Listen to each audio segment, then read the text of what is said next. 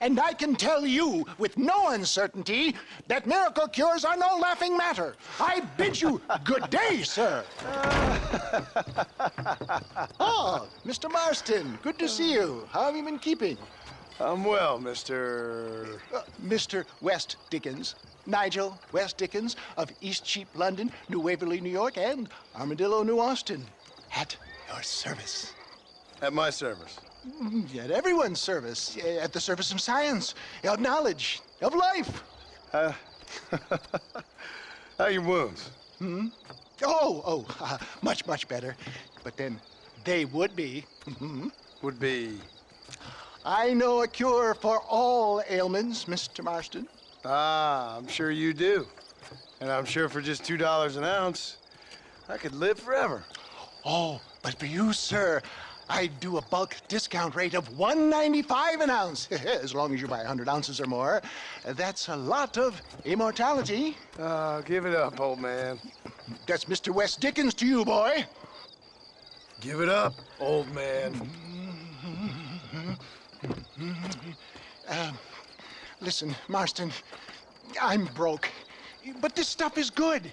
It works. I need a healthy young man like you.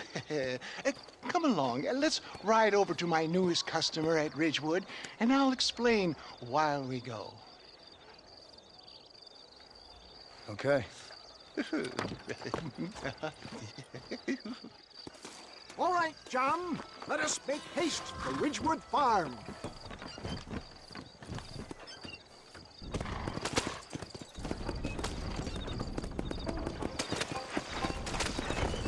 I heard about you, Mr. West Dickens. And I about you, John Marston.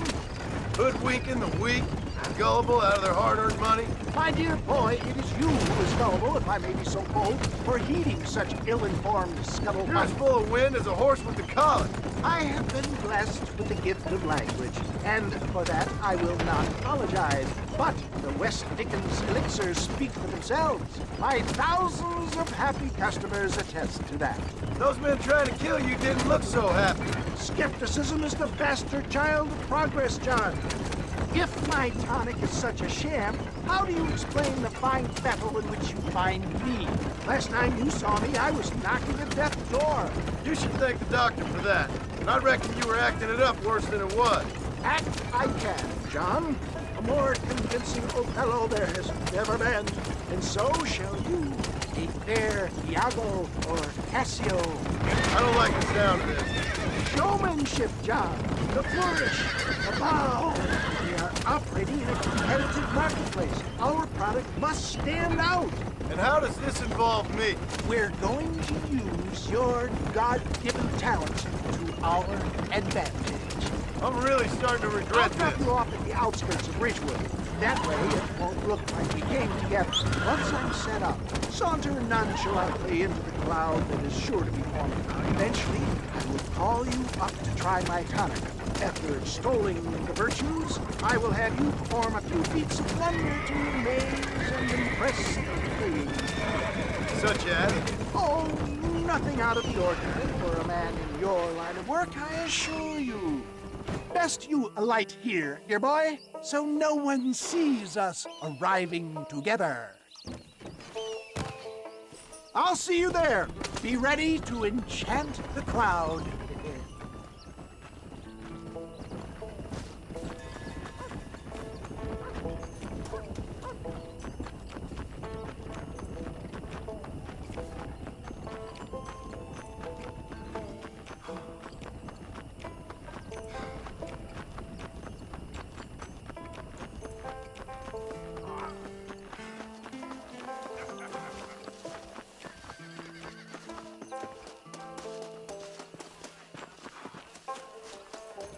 Oh, I see.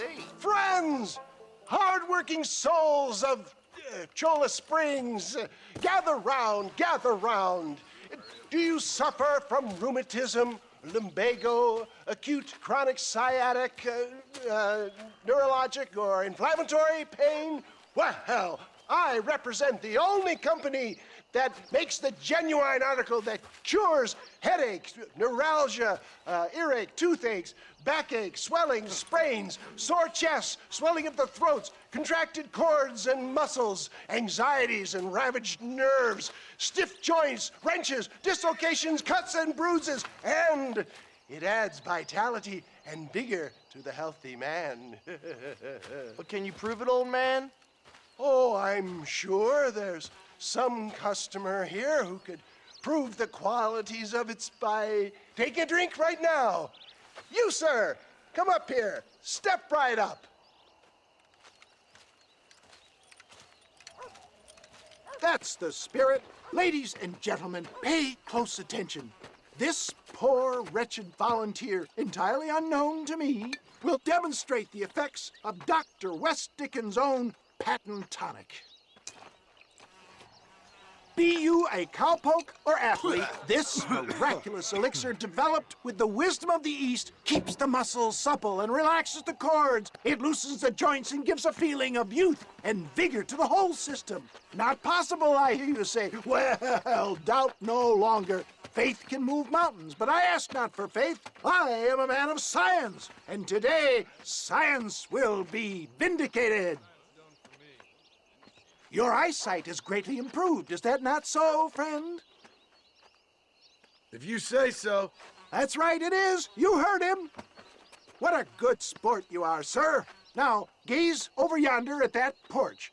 If you squint, you may just be able to make out the skull that's hanging there. Go ahead, friend.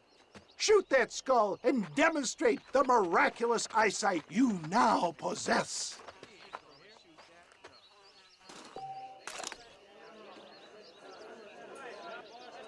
Remarkable! The eyesight of an eagle, granted by imbibing Dr. West Dickens' own patent tonic. Anybody can make that shot. This man is a fraud. If your eye's so damn sharp, why don't you try shooting my hat out of the air? My friends, our test case has been challenged to shoot a gentleman's hat out of the sky above our heads. You can fool these people, but you ain't fooling me. Right. Let's just see how sharp you is with a moving target. Get ready. He's about to throw it.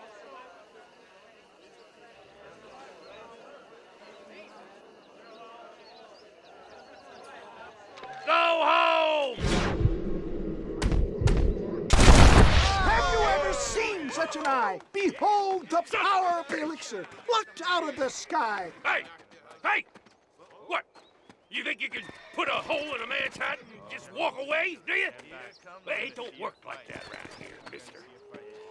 Come on! Are you a man or not? A challenge of battle has been offered to our volunteer. Look at him. The tonic is coursing through his veins. Get the hell off of me! Look at that. Inhuman strength.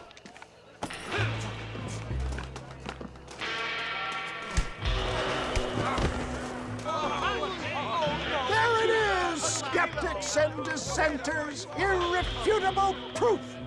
Do not let this opportunity pass you by.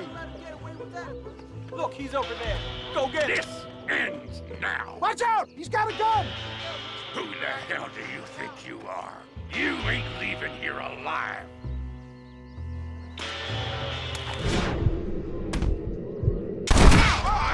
Marvelous shot, dear boy. The kind of deadly accuracy that can only be afforded by the West Dickens elixir. Come, I have plenty for all. You'll be fine. Get out of my way. Hey! Where are you going? I want a bottle. Get me a bottle, please. One of them right here. No harm in trying one bottle, I suppose. Well, I think that went kind of well, don't you? I'm just glad that my normal job involves either chasing after cattle or murderers. Not the likes of you, mister. Don't be like that. Now, if you'll excuse me, I'd like to say my goodbyes, head on back to the real world. Wait, sir. I've been thinking about your predicament, and I think I may have an idea.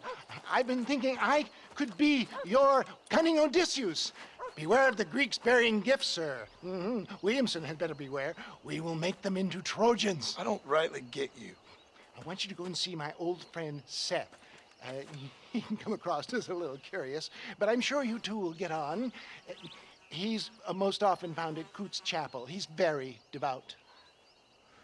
Why see him? Because between him and me, we can get those gates to open for you, and you can walk right in, just like in Homer's great Trojan yarn!